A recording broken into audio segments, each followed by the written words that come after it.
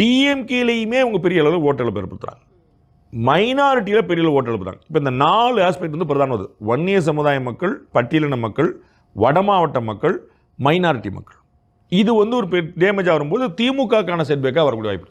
So வந்து அவர் வந்து vote loss பண்ணுறது வந்து யாருக்கு அப்படின்னா அது டிஎம்கேக்காக வர வாய்ப்பு இருக்குது. நான் வந்து பாசிபிலிட்டி தான் சொல்கிறேன், உத்தரவாதமாக அவர் வந்து ஸ்பாயில் பண்ண வரான்னு சொல்ல முடியாது. ஏன்னா முன்னாடி வந்து நீங்கள் சொன்ன மாதிரி ஆன்டி டிஎம்கேன்னா 3 வாய்ப்பாக இருதுல்ல.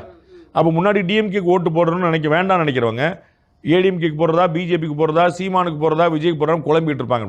இப்போ ஏடிஎம்கே பிஜேபி ஒன்று சேர்ந்த உடனே ஒரு லேயர் மேலே போயிடுச்சு. இதுக்கு முன்னாடி சீமான், விஜய், பிஜேபி, ஏடிஎம்கே அப்படின்னு இருந்துச்சு.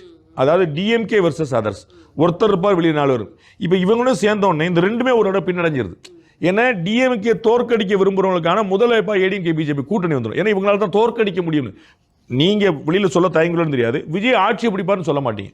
நான் நினைக்கிறது விஜய் இல்லை சார் 2026 அவர் தான் முதலமைச்சர் சொல்ல மாட்டீங்க, ஏன்னா உங்களுக்கு தெரியுங்கனால. பட் வந்து சொல்றதுல வந்து ஒரு தயக்கம் இருக்கலாம்.